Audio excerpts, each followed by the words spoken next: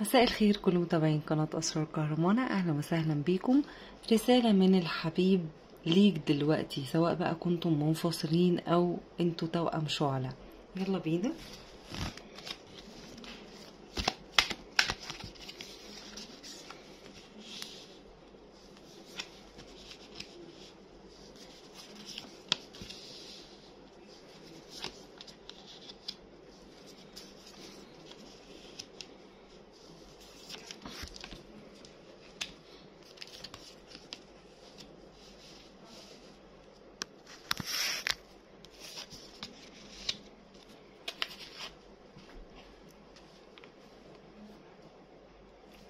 رسالة ليك من توأم شعلتك، سواء كنتم منفصلين أو يعني متواصلين بس مفيش بينكم لقاء مثلا.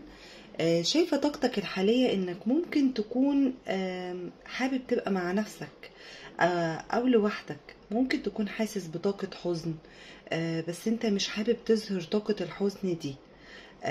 كأنك مثلا واصل لمرحلة اللي هو ايه، خلاص بقى كفاية كده، وانك اتحملت فوق طاقتك، وعايز تعمل عزلة مع نفسك وتبعد عن كل الناس. طاقة الشخص اللي هو انت فاتح عليه، اللي هو الشخص اللي هو توأم شعلتك، الشخص ده وضعه سيء جدا، وهو في وضع لا يحسد عليه الصراحة. الشخص ده متكتف او مجبر على وضع، او مجبر على مثلا علاقة، او يعني عايش في حياة غير الحياة اللي كان بيتمناها. الشخص ده عايش جسد بلا روح. الشخص ده تواصلكم ببعض غريب شوية. يعني مثلا ممكن يكون كلمك النهاردة وفجأة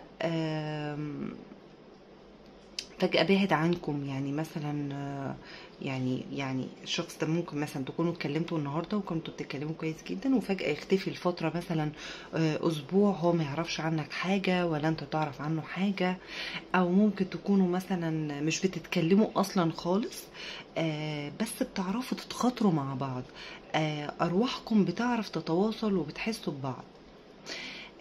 طيب توأم توأم شعلتك دلوقتي، او الشخص اللي حابب يوصل لك رسالة، حابب يقول لك ايه؟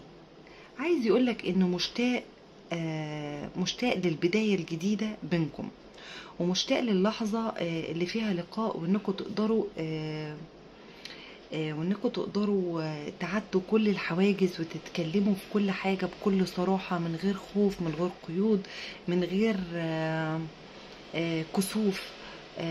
الشخص ده مشتاق لليوم اللي هيجمعك فيه، اللي هيجمعكم فيه القدر ببعض. واضح كمان انك انت اللي دايما يعني كنت تاخد الخطوة الاولى في العلاقة. يعني لو انت امرأة، فانت دايما كنت معودة الرجل ده انك انت اللي بتاخدي الخطوة الاولى. شايفة الطاقة مايلة اكتر للانثى. يعني لو انت ست، فانت اللي كنت دايما بتاخدي الخطوة الاولى، او انت اللي كنت دايما بتسامحي، او انت اللي كنت دايما بتعذري، كنت دايما بتتواصلي. فعلشان كده الشخص دوت كأنه قاعد مستني، يعني مستنيك يقولك كلمني، ابعت لي رسالة. الطاقة بينكم رايحة جاية. الشخص ده عايز يقولك انه أثر كتير في حقكم ومعرفش يحتوي كنت بقول ان الشخص ده حاسس ان هو يعني مقصر معاكم او مقصر في حقكم، ما كانش عارف يحتويكم او يحتوي العلاقة دي، وانه مش بس ندمان على كل دقيقة في البعد، وانه مش بس راجع ندمان، ده اختارك عشان يكمل عمره معاك. شكرا ليكم، مستنية منكم اللايك والشير والسبسكرايب وتفعلوا الجرس عشان كل ما نزل حاجة تشوفوها. شكرا.